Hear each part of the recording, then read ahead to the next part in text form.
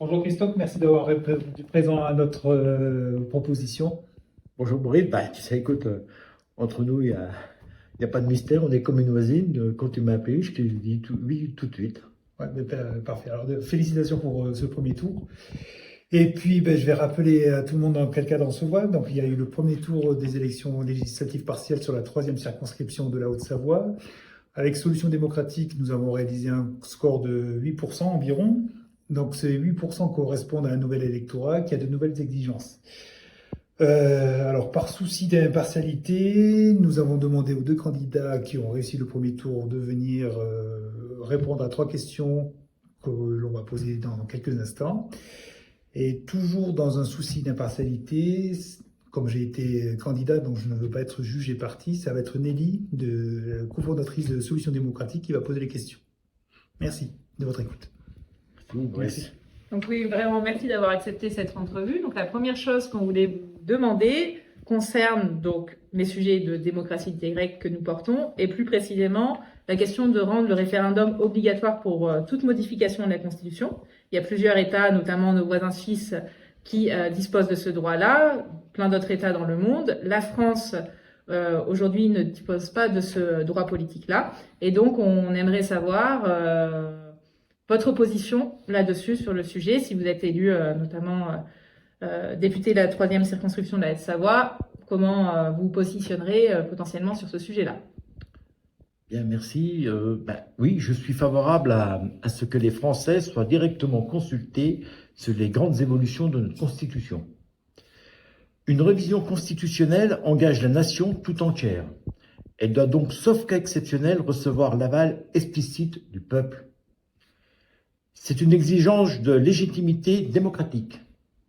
En revanche, dans certains cas, il faut pouvoir garder la souplesse de faire des ajustements moins grands sans devoir passer par un référendum qui coûte cher et reste une très grosse logistique. D'accord.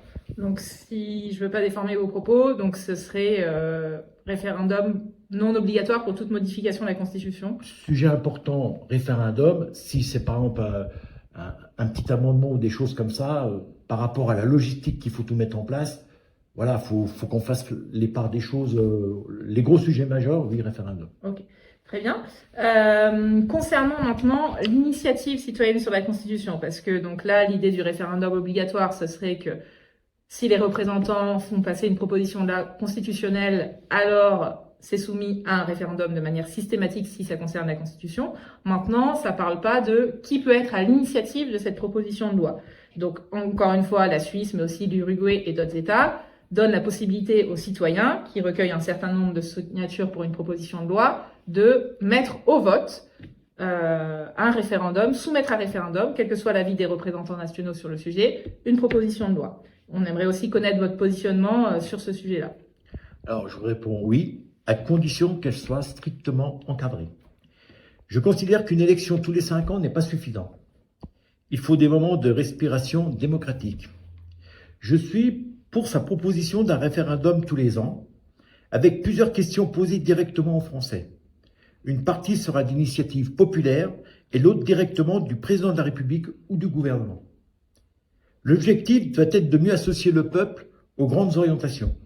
Cela me semble indispensable pour que les Français reprennent confiance. Merci. Et dernière question. Alors là, ça va nécessiter peut-être un engagement plus précis de votre part et vous allez nous dire si vous êtes d'accord.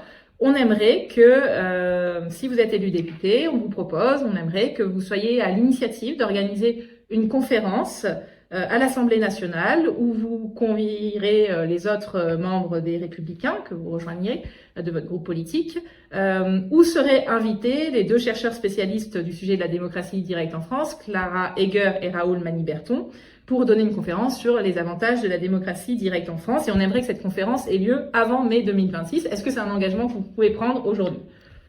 Alors je vous réponds oui. La droite républicaine doit réfléchir sérieusement, sans dogmatisme, aux outils permettant de renforcer le lien entre les Français et leurs institutions. Organiser une conférence parlementaire avec des chercheurs reconnus permettrait d'éclairer le débat, d'en mesurer les apports comme les limites, et de construire une voie française responsable et équilibrée de la démocratie directe. Élu député, je proposerai sans délai l'organisation d'un tel événement sur un sujet qui doit dépasser les logiques partisanes et intéresser tous les Français. Merci beaucoup. Merci. Merci.